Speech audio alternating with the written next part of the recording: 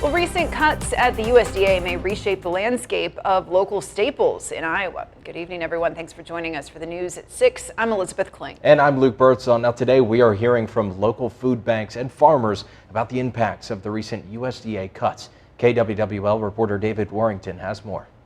To expand our infrastructure, increase our staff, grow our business. That's a huge win for Iowa. Emma Johnson, co-owner of Buffalo Ridge Orchard in Central City, praising the recently canceled USDA program that gave funding to help schools and food banks purchase locally grown food.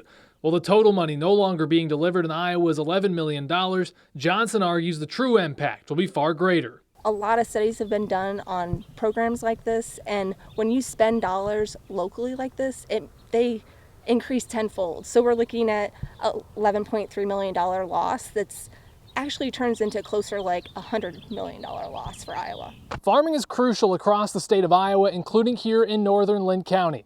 Buffalo Ridge Orchard here in Central City and Over the Moon in Coggan are just two examples of small local farms here in the area.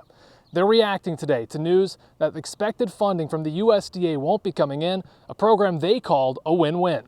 Anna Peshek with Over the Moon said that the program has greatly helped them increase the size of the farm, in turn helping the local rural economy. Because of that, we've been able to invest a lot more in our local rural economy. So because we produce animals, we're raising livestock that we're selling to institutions, we're taking all these animals to butcher shops. And so we're spending, $50,000+ a year at local butcher shops and a similar amount at local feed mills. This will also impact Iowa schools and food banks. Barb Prather with the Northeast Iowa Food Bank says despite the loss of funding, they remain committed to purchasing local. We've really developed a lot of relationships and partnerships, so we're committed to looking for other avenues of funding sources. The food bank is predominantly privately funded, and so some of our asks are going to be to purchase local because we believe it's really the right thing to do. Both farmers say they'll have to take a long look at the numbers and make some cuts. As for what happens from here, Johnson says it's not too late for the USDA to reverse course. I think it was a mistake that they canceled this program,